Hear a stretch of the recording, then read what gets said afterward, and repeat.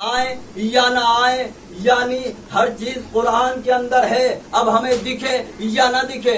جب قرآن ناطق کے اندر یہ ہے کہ ہمیں نظر آئے یا نہ آئے، ہوگی ضرور، تو بس یہی قرآن ناطق ہے کہ نظر آئے یا نہ آئے امام ہوں گے ضرور۔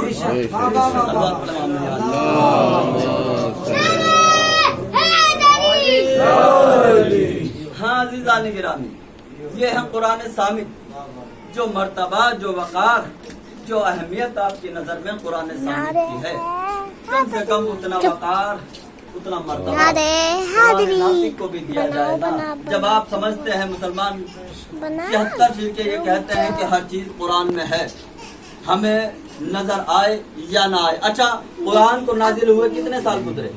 1400 برس قرآن کو نازل ہوئے ہو گئے۔ اب عزیزان گرامی، قرآن ہے 1400 سال پرانا۔ اچھا، جب 1400 سال ہو گئے، اتنا ٹائم گزر گیا، تو آپ نے دیکھا کہ قرآن کے چہرے پر شکنیں نازل ہوئی؟ کا نہیں۔ قرآن کے ہاتھوں میں ریشہ طاری ہوا؟ کا نہیں۔ قرآن بوڑھا ہو گیا؟ کا نہیں۔ کا مطلب یہ کہ قرآن کے اوپر وقت کا اثر نہیں پڑتا، جیسے 1400 سال پہلے تھا ایسے ہی آج بھی ہے، یعنی تر و تازہ۔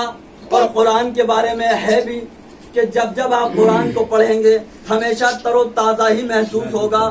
عزیزان گرامی، دنیا کی تمام کتابیں اٹھا کر دیکھ لیجئے، ایک مرتبہ پڑھنے کے بعد جب آپ دوبارہ پڑھتے ہیں تو اس کتاب کو پڑھنے کا دل نہیں کرتا، مگر قرآن ایک واحد ایسی کتاب ہے کہ جسے آپ جتنی مرتبہ پڑھو کبھی پرانی محسوس ہی نہیں ہوتی۔ یعنی پتہ کیا چلا؟ معلوم یہ ہوا کہ قرآن کی کمر خمیدہ نہیں ہے، قرآن جوان کا جوان ہے، قرآن کے اوپر وقت کا اثر نہیں ہوتا، یعنی یہ قرآن صامت ہے کہ جس کے اوپر وقت کا اثر نہیں ہوتا، چاہے جتنا وقت گزر جائے مگر قرآن جوان کا جوان رہتا ہے۔ جب قرآن صامت کا وقار اتنا ہے کہ 1400 سال بعد بھی جوان کا جوان ہے، تو اب دیکھو جب قرآن ناطق آئے گا وہ بوڑھا کیسے ہو سکتا ہے؟ وہ بھی تو جوان آئے گا نا۔ صلوات پڑھیں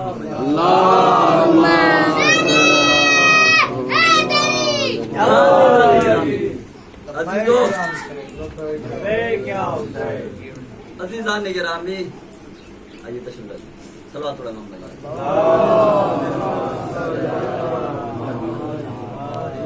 یہ علی علی کہنا یہ بھی عبادت ہے۔ عزیزان گرامی، ایک آپ کو بہت اچھی بات بتاؤں، آپ دیکھیے، دیکھا ہوگا بہت سے لوگ دعائیں پہ دعائیں کر رہے ہیں، دعائیں پہ دعائیں ہو رہی ہیں، لمبی لمبی دعائیں مسجد میں بیٹھے ہیں، پورے وظائف الابرار رکھ ڈالے، لیکن دعا قبول ہی نہیں ہوا۔ بھائی مختصر ترین طریقہ یہ ہے دعا کی قبولیت کا کہ دیکھیے عزیزان گرامی کہ پنجتن کا نام کافی ہے دعا کی قبولیت کے لیے، اگر دل میں عقیدہ ہے۔ اور پنجتن تو کیا، خالی علی کا نام لے کر دعائیں قبول ہوتی ہیں، خالی علی کا نام لے کر۔ عزیزان گرامی، یہ تو اہل بیت کا صدقہ ہے کہ انہوں نے ہمیں اتنے درس دیے اور ہماری سمجھ میں ہی نہیں آتا۔ عزیزو، یہ تو زیارت وارثہ ہے، یہ بہت زیادہ ثواب کی حامل ہے۔ عزیزان گرامی، آج لوگ پریشان ہیں، روزگار نہیں چل رہا، روزگار ختم ہو گیا۔ یہ واحد ایک ذریعہ ہے زیارت وارثہ۔ آپ کبھی بھی یہ عمل آزما کے دیکھ لیجئے، انشاءاللہ فائدہ ہوگا۔ آپ جس وقت دکان کے لیے چلیں، چلنے سے پہلے گھر سے باہر نکل کر یا دروازے میں کھڑے ہو کر زیارت وارثہ پڑھ لیجئے، اس کے بعد اپنے کام پر جائیے، دیکھیے کس طریقے سے آپ کا کام چلتا ہے۔ یہ ہے زیارت وارثہ۔ اور بہت ساری چیزیں ایسی ہیں کہ جو رسول کائنات نے، نبیوں نے اور اماموں نے بیان کی ہیں، اور بہت سی دعائیں، چھوٹی چھوٹی دعائیں۔ کوئی دعا قبول نہیں ہو رہی ہے، ایک دعا پڑھ لیجئے، دعا قبول۔ زیارت وارثہ ایک ایسی دعا ہے کہ جس کے ثواب کو ہم جانتے ہی نہیں، ہمیں پتہ ہی نہیں، صرف بزرگوں سے سنا کہ ہر شب جمعہ زیارت وارثہ پڑھی جاتی ہے، تو اسی اعتبار سے ہم ہر شب جمعہ زیارت وارثہ پڑھ لیتے ہیں، لیکن نہیں، کوئی دعا قبول نہ ہو زیارت وارثہ کو وسیلہ بنائیے، دعا قبول ہوتی ہے۔ تو عزیزان گرامی، خیر میں جو عرض کر رہا تھا بس آخری فقرہ آپ لوگوں کی خدمت میں۔ تو عزیزان گرامی، یہ ہے قرآن صامت اور یہ ہے قرآن ناطق، جس کے اوپر وقت کا اثر نہیں ہوتا، چاہے وقت جتنا بھی گزر جائے قرآن جوان کا جوان رہتا ہے۔ ہاں عزیزان گرامی، اچھا دیکھیے قرآن صامت کیا ہے۔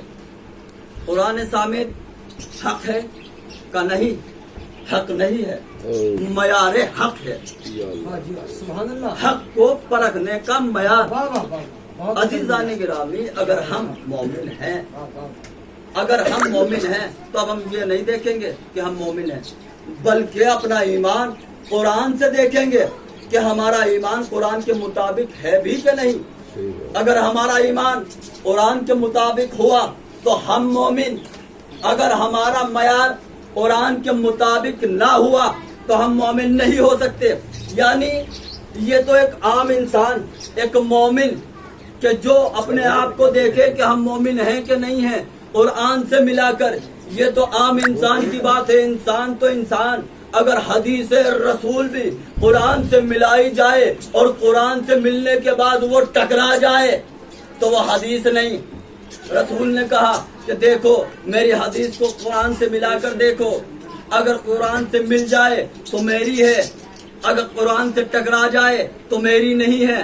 تو اب عزیزان گرامی، یہ حدیث رسول کب تک حدیث رسول؟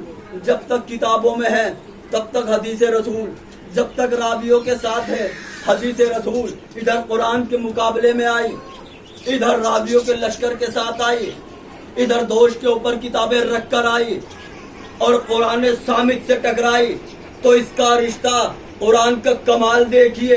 قرآن کا کمال یہ ہے کہ اب تک کتابوں کے اندر تھی، کتابوں کے دفتر میں موجود تھی، ادھر یہ قرآن سے ٹکرائی، ادھر اس قرآن نے کیا کیا؟ قرآن صامت کا کمال یہ ہے کہ قرآن صامت نے اس حدیث کا رشتہ رسول سے منقطع کر دیا۔ یعنی جب تک کتابوں میں تھی تو تھی حدیث رسول، ادھر رسول کی حدیث قرآن سے ٹکرائی تو قرآن کا کمال یہ کہ اس نے اس حدیث کا رشتہ رسول سے منقطع کر دیا۔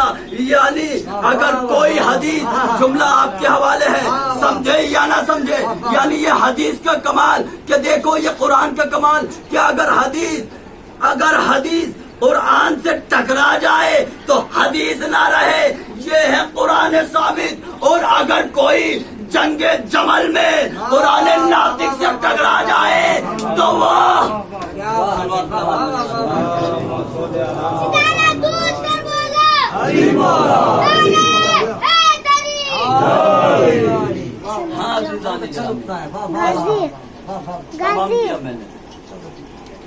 عزیزان گرامی، آج تو جوانوں کے رونے کا دن ہے نا عزیزو، بہت سخت شہادت پڑھنے جا رہا ہوں عزیزو۔